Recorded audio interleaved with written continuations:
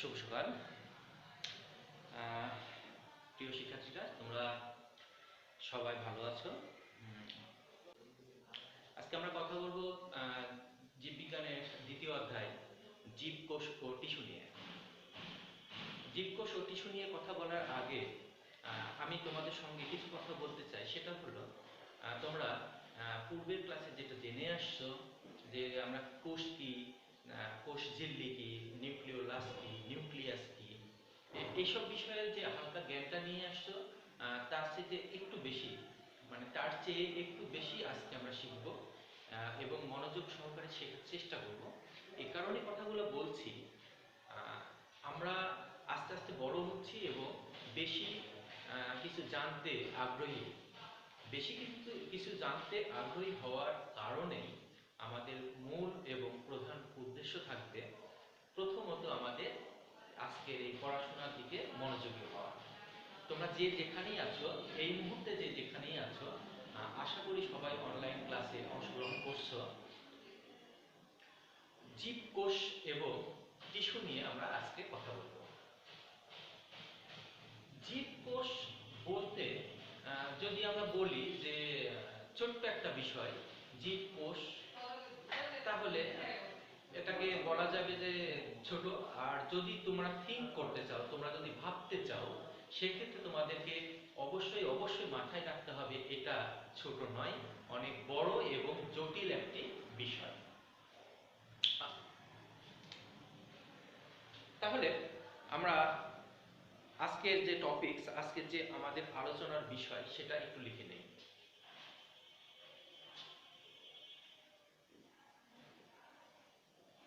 জীবকোষ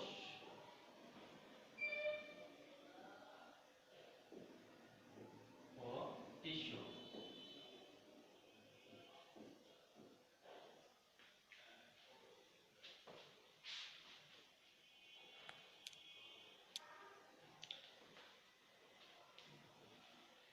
এই জীবকোষ ও টিস্যু আমরা আজকে কেবলমাত্র আলোচনা করব এইটুকু নিয়ে।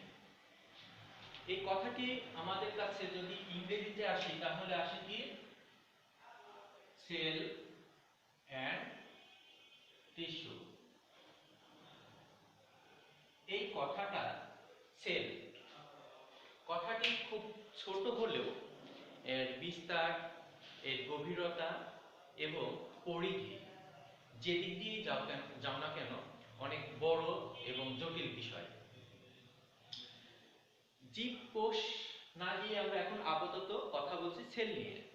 তোমরা একটু মনোযোগ দিয়ে শুনবা, মনোযোগী হবা। মনোযোগী হতে বলছি এই কারণেই, সেল ছোট কথা এবং এর সংজ্ঞা হিসাবে আমরা জানি যে কোষ বলতে কি বুঝি। তোমরাও জানো, তোমরা অনেক ব্রিলিয়ান্ট, তোমরা অনেক মেধাবী, তোমরা আমাদের তুলনায় বেশি ফাস্ট। তো সেই সেন্সে তোমরা আমাদের চাইতে, আমার চাইতে ভালো জানো। তারপরেও একটু সংশোধন করা, একটু নতুন কিছু দেওয়া, তোমাদের সামনে নতুন কিছু উপস্থাপন করাই আমার লক্ষ্য এবং এটাই আমার কাজ। তাহলে সেল বলতে আমরা কি বুঝি? কোষ। কোষ বলতে আমরা সাধারণত বুঝে থাকি কি, কোষ হলো আমাদের জীবদেহের গঠন এবং কাজের একক। গঠন এবং কাজের একক কোষ। তাহলে এই কোষ যদি গঠন এবং কাজের একক হয়ে থাকে, এখন বুঝতে পেরেছো নিশ্চয় যে আমাদের জীবদেহ, সেটা উদ্ভিদ হোক কিংবা প্রাণী হোক, এই যে উদ্ভিদ দেহ বা প্রাণী দেহ, এদের পুরো গাঠনিক যে স্ট্রাকচার, যে কাঠামোটা আছে, সেটা গঠিত হলো কি দিয়ে? কোষ দিয়ে। এবং কি কাজের একক। কাজের একক মানে কি, যে কোনো কাজই করতে যাও না কেন, ন্যূনতম যে একক বলতে বোঝাচ্ছে ছোট যে বিষয়টা, ছোট থেকে শুরু করে শেষ পর্যন্ত, শুরু থেকে শেষ পর্যন্ত তোমার যে কাজগুলো আছে, সেই কাজের ক্ষেত্রেও ভূমিকা রাখবে কি কোষ। এখান থেকে নিশ্চয়ই অনুভব করতে পেরেছো যে কোষের গুরুত্ব কতটুকু, কোষের ভূমিকা কতটুকু। তাহলে কথা না বলে আমরা আস্তে আস্তে পড়াশোনার দিকেই এগিয়ে যাই। কোষ যেহেতু আমরা বললাম জীবদেহের গঠন ও কাজের একক, জীব বলতে আমরা কি বুঝি? জীব বলতে আমরা কি শুধু আমাদেরকে বলি না আমাদেরকে বুঝি? জীব, জীব কি? জীব প্রথমত হবে কি দুটি আইটেমের, দুটো আইটেম। সেটা দুটো আইটেম কি? একটা হলো অ্যানিমেল সেল, অ্যানিমেল সেল, আর একটা কি হবে? Plant sell. উদ্ভিদ কোষ এবং প্রাণী কোষ। তোমাদের বইয়ে মেবি 21 নম্বর পেজে এই দুটো কোষের চিত্র দেওয়া আছে। এই চিত্র দুটি তোমরা যখন ভালো করে লক্ষ্য করতে পারবে, আমি একটু দেখাই। এই দুটি কোষ যখন তোমরা দেখবা, এই এটা আমি 20 নম্বর পেজে তোমরা লক্ষ্য করো, এইখানে দেখতে পাচ্ছ এই যে এটা দেওয়া আছে উদ্ভিদ কোষ এবং প্রাণী কোষের যে কোষ অঙ্গাণু, এই আমরা জীব অনুসারে কোষকে দুটো আইটেমে ভাগ করলাম, উদ্ভিদ কোষ এবং প্রাণী কোষ। উদ্ভিদ কোষ কি, প্রাণী কোষ কি, এবং এদের তোমার যে আইটেম অনুযায়ী, মানে উদ্ভিদ এবং প্রাণী অনুযায়ী কোষের কাজ, গঠন, চিত্র, ভেতরের কোষ অঙ্গাণু কিছুটা পরিবর্তন থাকবে, এবং এটাই স্বাভাবিক। কারণ উদ্ভিদের বৈশিষ্ট্য একরকম, প্রাণীর বৈশিষ্ট্য আর একরকম। সেক্ষেত্রে বৈশিষ্ট্য একটু তুলনামূলক পার্থক্য থাকাটাই স্বাভাবিক নয় কি? এবার আমরা জানলাম কি জীব অনুযায়ী কোষ কয় প্রকার। যদি বলি জীবের যে কাজ, কাজের উপর নির্ভর করে জীব কোষ কয় প্রকার। কাজ কি? আমাদের দেখো তো কাজ কি কি হতে পারে। দুটো কাজ করে থাকি আমরা। একটি হলো দৈহিক গঠন, দৈহিক বৃদ্ধি, আরেকটি হলো কি বংশবৃদ্ধি। তাহলে দৈহিক বৃদ্ধি এবং বংশবৃদ্ধি, এই দুটো কথার উপর ভিত্তি করে আমরা মানে শব্দ দুটোকে কি চেঞ্জ করতে পারি না? দৈহিক বৃদ্ধি, দৈহিক গঠন, এটাকে আমরা বলতে পারি না দেহকোষ। আর একটা কি হলো বংশবৃদ্ধি। বংশবৃদ্ধিকে যদি আমরা একটু আলাদাভাবে বিবেচনা করি, তাহলে কি কথাটা এইভাবে বলা যেত না? জনন কোষ। জনন প্রক্রিয়া ছাড়া কি আমরা কখনো বংশ বিস্তার করতে পারি? সেটা উদ্ভিদ বা প্রাণী, এই দুটোর ক্ষেত্রে জনন ছাড়া মোট কথা আমাদের যে বংশ বিস্তারের প্রধান এবং একমাত্র উপায় সেটা হলো জনন। জনন কোষের একটা কাজ, দেহ কোষের আর একটা কাজ। তাহলে আমরা কাজের ভিত্তিতে কোষকে আবার দুভাগে ভাগ করলাম। কি হলো? কাজের ভিত্তিতে।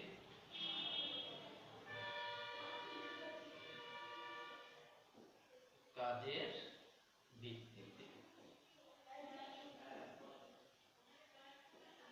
কোষ কয় প্রকার? দুই প্রকার। দেহ কোষ, দেহ কোষ, এটা হলো জনন কোষ।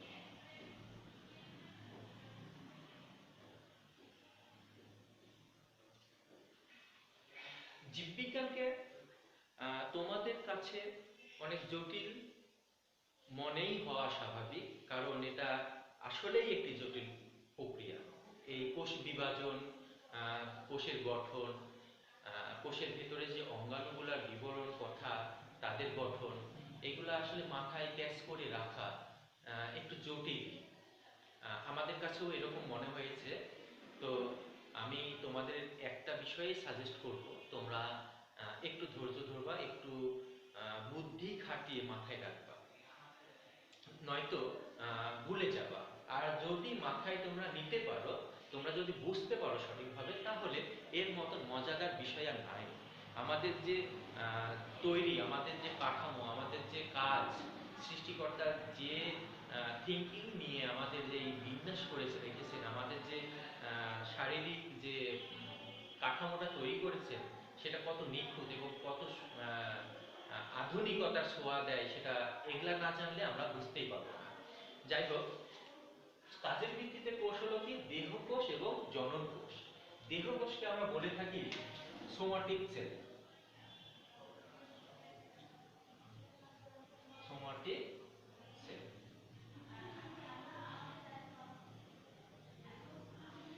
এটা হলো reproductive sell.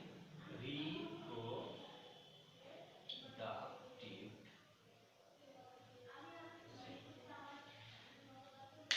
Somatic cell, reproductive cell. তোমরা এই ভাষাটার এই শব্দটার মানে জানো।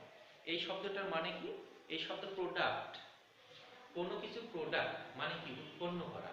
রিপ্রোডাক্ট পুনরায় উৎপাদন করা, অর্থাৎ আমার থেকে আমার নতুন একটা বংশধর আসলো, তার থেকে আবার নতুন বংশধর হলো, কিন্তু দেখো এই কোষটাই কি করছে? জনন কোষ যে কাজে লাগে এবং জনন কোষ যে আমাদের বংশ বিস্তারে গুরুত্বপূর্ণ ভূমিকা রাখে, তার এটা নমুনা যে রিপ্রোডাক্টিভ সেল বারবার উৎপাদন করতেই থাকবে, করতেই থাকবে।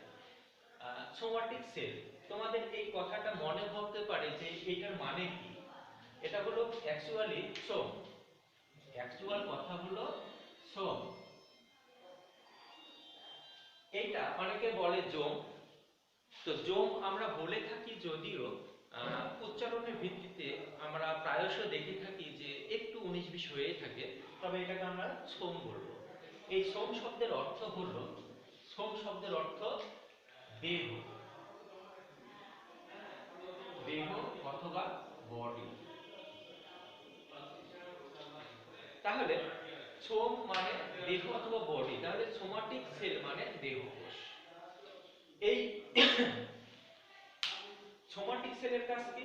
সোমাটিক সেলের কাজ আমাদের দৈহিক বৃদ্ধি জাতীয় যা কিছু আছে, যা কিছু আছে, আমরা প্রথমে ছিলাম মনে করো ছোট, আমাদের আঙুলগুলা ছিল ছোট, এই আঙুলগুলা ছিল ছোট, আমরা সাইজে ছিলাম ছোট, আমাদের নাক ছিল ছোট, আমাদের চোখ ছিল ছোট, সবকিছুই ছিল ছোট, কিন্তু এই কোষের, দেহকোষের এই গুরুত্ব বা দেহকোষের কাজের মাধ্যমেই আমরা কিন্তু আস্তে আস্তে বৃদ্ধিপ্রাপ্ত হয়েছি। তো এখানে কোন ডিভিশন ঘটে? এখানে তোমাদের ক্লাস 8 এর বইয়ে পড়ে এসছো, এখানে যে বিভাজনটা ঘটে সেটা হলো কি? মাইটোসিস। মাইটোসিস, মাইটোসিস কোষ বিভাজন ঘটে থাকে এইখানে। জনন কোষে ঘটে কি?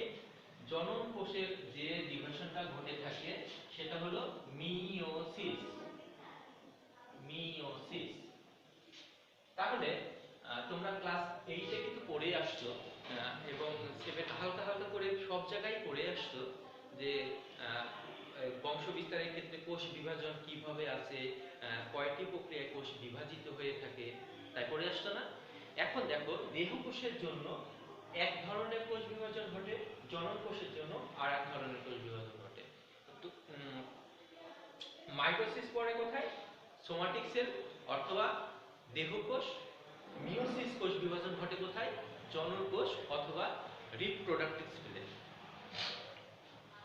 আমরা এখানে দেখলাম জীবকোষ। জীবকোষ প্রধানত দু প্রকার, একটা হলো অ্যানিমেল সেল, একটা প্লান্ট সেল। উদ্ভিদ কোষ, প্রাণী কোষ।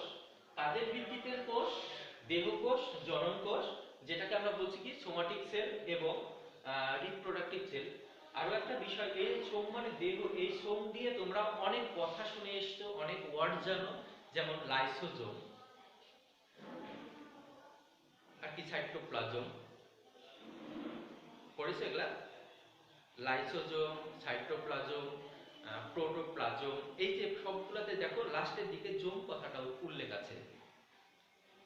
এই জোম কথাটার উল্লেখ দেখে তোমরা আইডেন্টিফাই করতে পারবা দেহকোষে কোন কোন অঙ্গাণু কাজ করে। আর এগুলো কথা আরো বিস্তারিত হবে, আরো বেশি হবে, এটা আমি আস্তে আস্তে বলবো পরের অধ্যায়ে। কারণ আপাতত তোমাদের যে কোষ নিয়ে কথা বলছি, আমরা তো টিস্যুতে যেতে পারছি না, টিস্যুতে যেতে পারছি না। এই টিস্যুতে যাওয়ার আগে আমাদের প্রথম কথা হবে শুধুমাত্র কোষ নিয়ে। তো তোমাদের এই অধ্যায়ের উপর দেখা যাচ্ছে বেশ কয়েকটি লেকচার দিতে হবে, বেশ কয়েকটি ক্লাস নিতে হবে। তোমরা ধৈর্য ধরে থাকবা।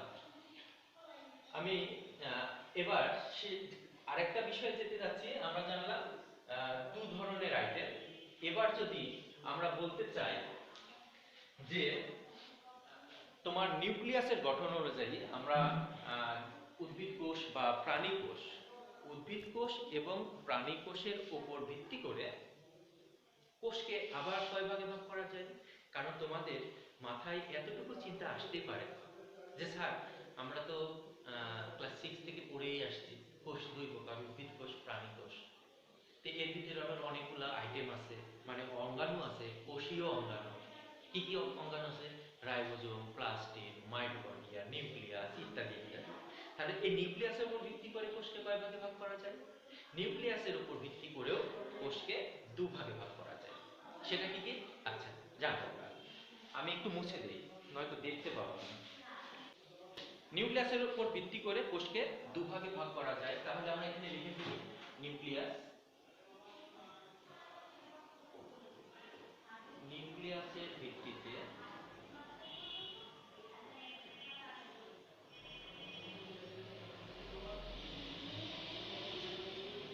কি করলাম? নিউক্লিয়াসের ভিত্তিতে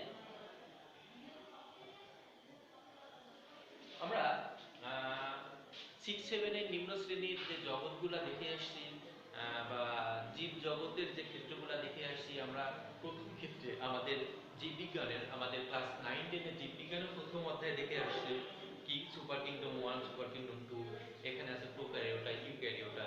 সেই প্রোক্যারিওটা এবং ইউক্যারিওটা নিউক্লিয়াসের উপর ভিত্তি করে আমরা প্রথমত বলবো কি প্রোক্যারিওটিক।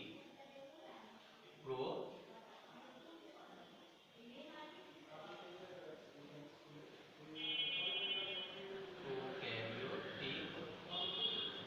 সেল। আর একটা কি বলবো? Eukaryotic sell. প্রোক্যারিওটিক সেল এবং ইউক্যারিওটিক সেল। প্রোক্যারিওটা আমরা শুনেছিলাম কি প্রো, প্রো মানে কি? আদি, পূর্ব। আমরা অনেক সময় বলি না প্রি প্রাইমারিতে পড়ে, মানে কি প্রাইমারির পূর্বের ধাপটা। এরকম এই প্রোক্যারিওটিক সেল মানে কি আদি কোষ। আদি কোষের বৈশিষ্ট্য কি হতে পারে? আদি কোষের বৈশিষ্ট্য তোমরা জানো, এদের নিউক্লিয়াসটা সুগঠিত না, কিন্তু ডিএনএ যে এটাকে বলা যায় কোষীয় যে অঙ্গাণু বা চারিত্রিক যে বৈশিষ্ট্য, জিনগত যে বৈশিষ্ট্যগুলো সবই থাকবে। এখানে রাইবোজোম নামে একটা কথা আছে, রাইবোজোম থাকবে কতটুকু? রাইবোজোম থাকবে 70 এস। এই এস এর মিনিংটা আমরা তোমাদেরকে পরে বোঝাবো। কিন্তু ইউক্যারিওটিক প্রকৃত কোষ, প্রকৃত কোষ শব্দটা শুনলেই কেমন জানি একটু মজা লাগে, তাই না? মজা কেন লাগে? প্রকৃত মানে সে আসল কোষ। আসল কখন হয়? যখন কোনো জিনিসের ভেতরে, কোনো বস্তুর ভেতরে সব কিছু, সব উপাদানগুলো একসঙ্গে থাকে। আমি এই কলমটাকে কখন আসল বলবো? এটা যখন আমি দেখবো এই কালি হলো অরিজিনাল, এর হেড, রিফিল সবকিছুই ঠিক আছে, তাহলে আমি বলবো যে কলমটি আসল। কিন্তু দেখা যাচ্ছে এটা কোন কোম্পানির হলো? এটা হলো জ্যাকসিন কোম্পানি। এই কোম্পানির ভেতরে যদি আমরা রেড লাইফের একটা রিফিল ঢুকিয়ে দিই, কিংবা রেড লাইফের একটা, অথবা পেট্রা, এই যে এটা পেট্রা, পেট্রা হেডটা যদি এখানে ঢুকিয়ে দিই, তাহলে কি আমরা বলবো এটা আসল বা প্রকৃত? প্রকৃত বলবো। তাহলে প্রকৃত বলতে আমরা সেটাই বুঝছি যেখানে কোষীয় সকল অঙ্গাণুগুলা বিদ্যমান থাকে। এবং আরেকটি বিষয় আছে, এইখানে থাকবে তোমার কি রাইবোজোম। রাইবোজোম থাকবে কত? 80 এস। তাহলে কোষের ভিত্তিতে আমরা জানলাম কোষ দু প্রকার, প্রোক্যারিওটিক সেল, ইউক্যারিওটিক সেল। তাহলে আমি তোমাদেরকে একটু মৌখিকভাবে আরেকবার বলে দিতে চাই, নিউক্লিয়াসের ভিত্তিতে কোষ দুই প্রকার, একটি হলো কি প্রোক্যারিওটিক সেল, আরেকটি হলো ইউক্যারিওটিক সেল।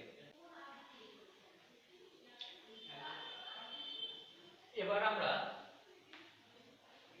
চলে যাব উদ্ভিদ কোষ বা কোষের গঠন নিয়ে একটু কথা বলবো। তোমাদের বইয়ে ছবি দেওয়া আছে, এই ছবির ভিত্তিতে আমরা দেখতে পাবো তাদের গঠন কেমন।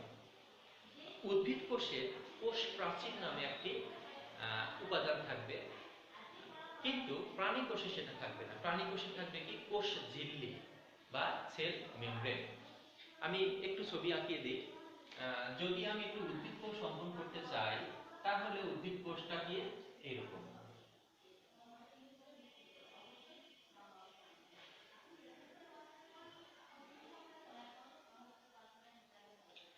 এই যে আমরা ফার্স্ট দেখছি এই বিষয়টা বা এই আবরণটাকে আমরা বলবো কি কোষ প্রাচীর। কোষ প্রাচীরের ঠিক নিচ দিয়ে যে রেখাটি দেখতে পাবো এটা হলো কি কোষ ঝিল্লি।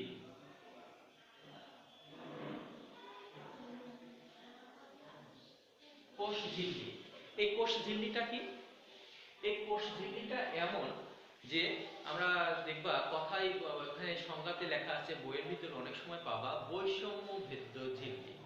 দুটি কোষ বা আহ, উম, একটি অঙ্গাণুর সঙ্গে আরেকটু অঙ্গাণু কিভাবে আলাদা করে রাখা হয়, সেই আলাদা রাখার যে পর্দা, সেই পর্দাটাকে কি বলে? সেই পর্দাটাকে আমরা বলে থাকি কি বৈষম্য ভেদ্য ঝিল্লি। বৈষম্য ভেদ্য ঝিল্লি এই কথাটি আমি এই আলোচনা করার শেষে তোমাদের সঙ্গে একটু আলোচনা করব। চিত্র অনুযায়ী আমরা প্রথমে বললাম কি এটা কোষ প্রাচীর। কোষ প্রাচীর অথবা সেল ওয়াল, আর এই ভিতরেরটিকে বলছি কি কোষ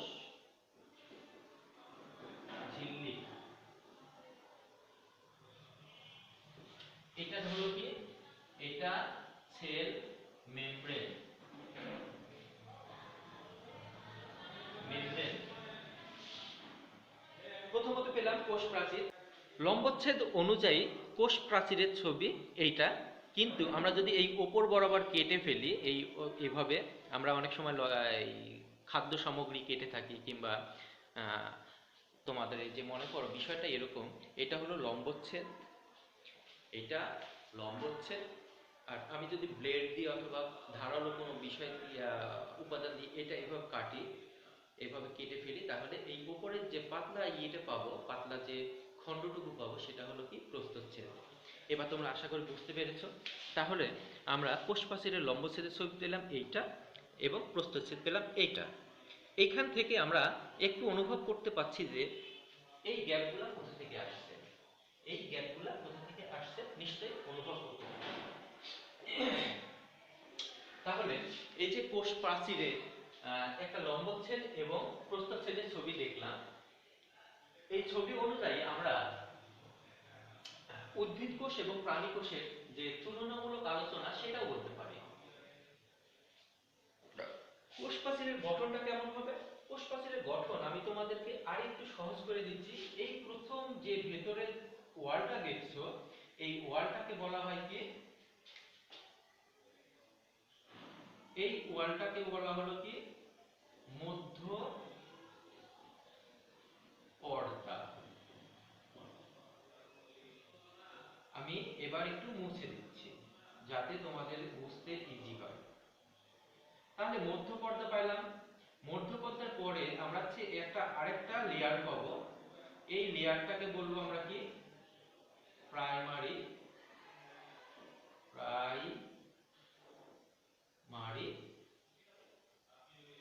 পর্দা বা ওয়াল অথবা প্রাথমিক প্রাচীর।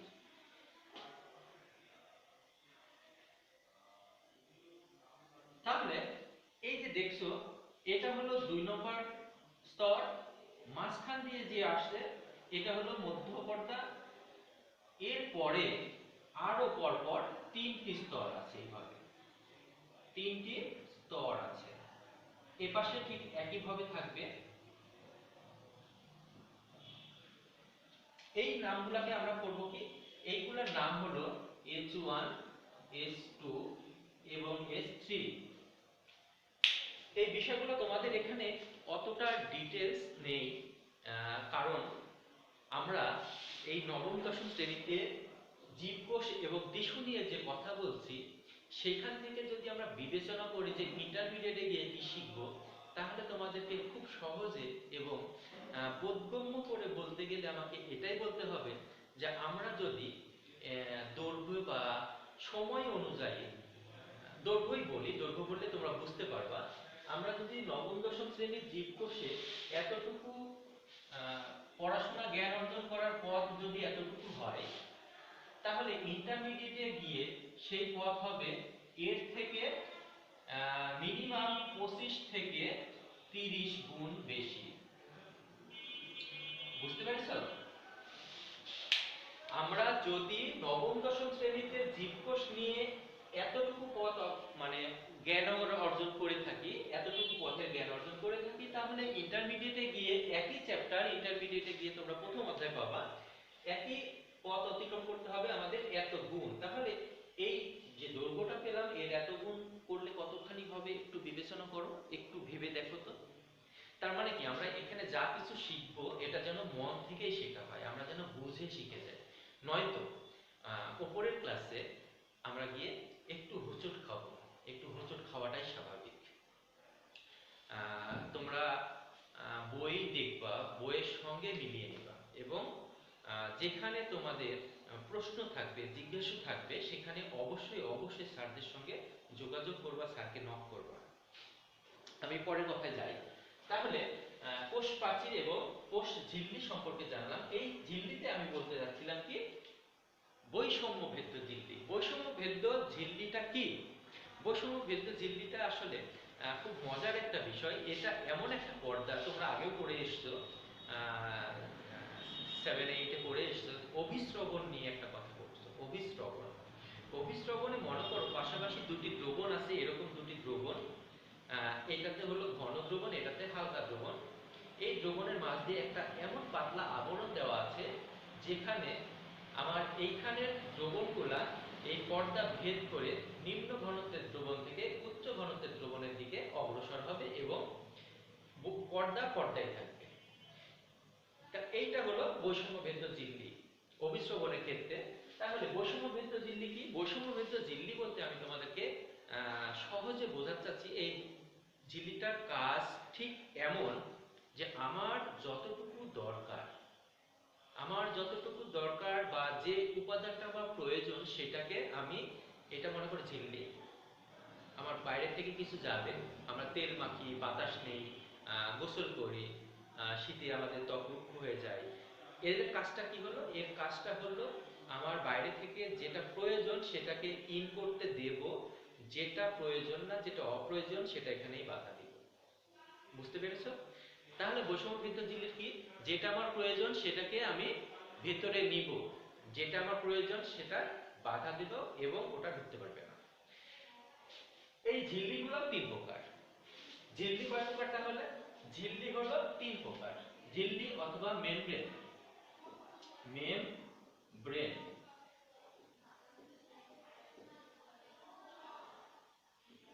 এটা কয় প্রকার? এটাও 3 প্রকার। অর্ধভেদ্য ঝিল্লি, অর্ধভেদ্য, তারপরে হলো ভেদ্য, এবং লাস্ট ওয়ান হলো বৈষম্য ভেদ্য ঝিল্লি।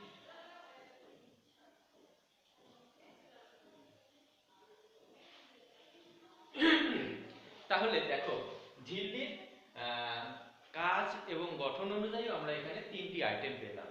তাহলে কোষ প্রাচীর জানলাম, কোষ প্রাচীরের প্রস্থচ্ছেদ এবং লম্বচ্ছেদ দেখলাম, আমি তোমাদেরকে বইয়ে দেখিয়েছি। এবার কোষ প্রাচীরের যে গঠন সেটা আমি একটু বললাম। ভেতরে কি ঝিল্লির কাজটা বললাম। ঝিল্লির ভেতরে আমরা উদ্ভিদ কোষের ভেতরে অনেকগুলা, দেখো এরকম দানাদার ফোঁটা ফোঁটা কিছু দেখতে পাই, তাই না? এই ফোঁটা ফোঁটা গুলাকে আমরা কি বলি? এটাকে বলি কি? সাইটোপ্লাজম। সাইটোপ্লাজম। এই সাইটোপ্লাজমের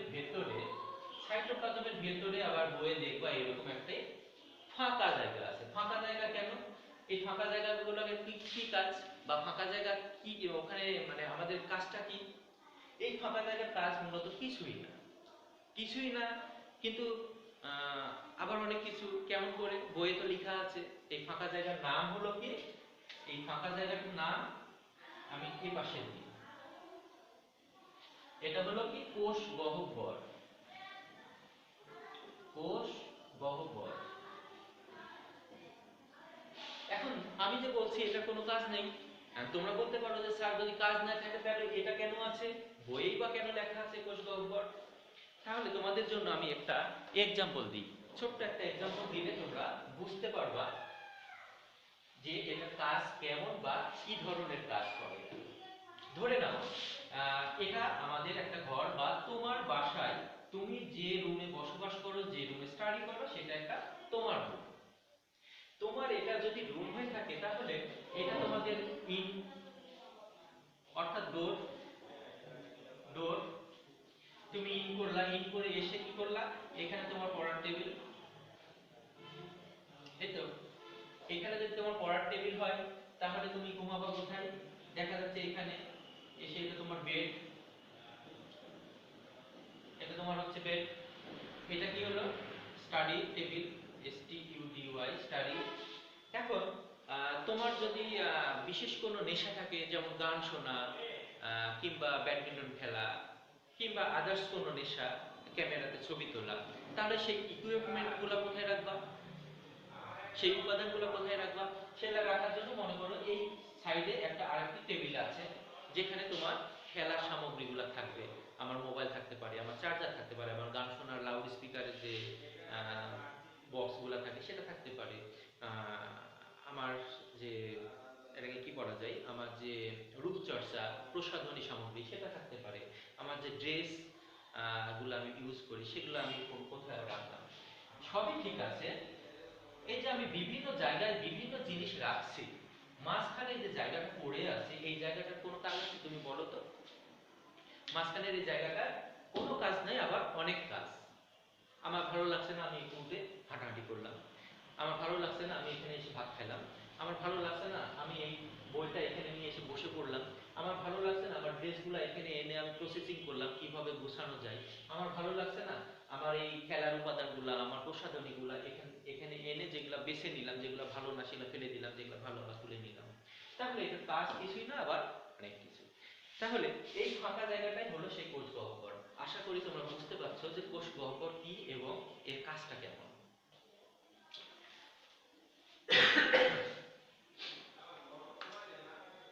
তোমাদের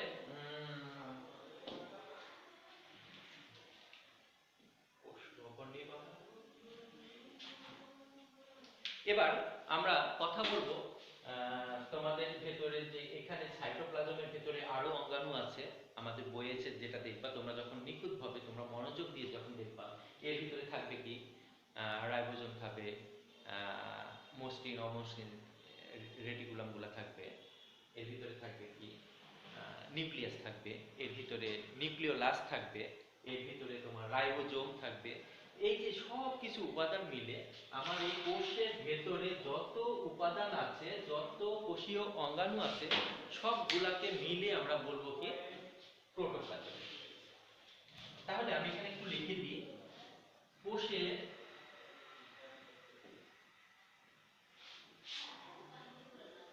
কোষের সকল উপাদান একসঙ্গে কি বলবো, প্রোটোপ্লাজম। প্রোটোপ্লাজম, এই প্রোটোপ্লাজমটা হলো সজীব। প্রোটোপ্লাজমটা সজীব। সজীব মানে কি, জীবিত। অর্থাৎ যে সকল কোষ বেঁচে আছে, যারা আমাদেরকে বাঁচিয়ে রাখে, তাদেরকেই বলা হবে প্রোটোপ্লাজম। এই প্রোটোপ্লাজম নিয়ে আমি তোমাদের সঙ্গে পরবর্তী ক্লাসে আলোচনা করব। তাহলে আমি আজকে জাস্ট তোমাদের মূল যে আলোচনাগুলো করলাম সেটা একটু এক নাগারে বলে দিতে চাই। আমরা প্রথমত জানলাম কি, আমরা প্রথমত জানলাম জীব কোষ কত প্রকার।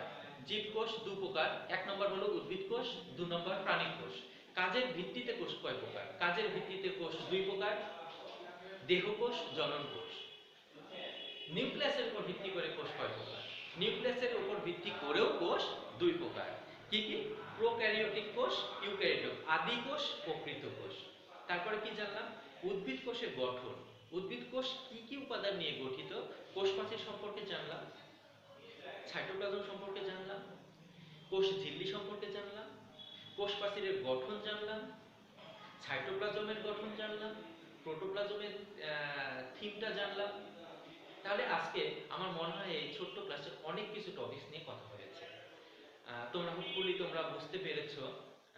আশা করব আমার এই কথাগুলাই শোনার পাশাপাশি বইয়ের সঙ্গে তোমরা সম্পৃক্ত হবা। নেক্সট ক্লাসে দেখা হবে, ভালো থাকবা।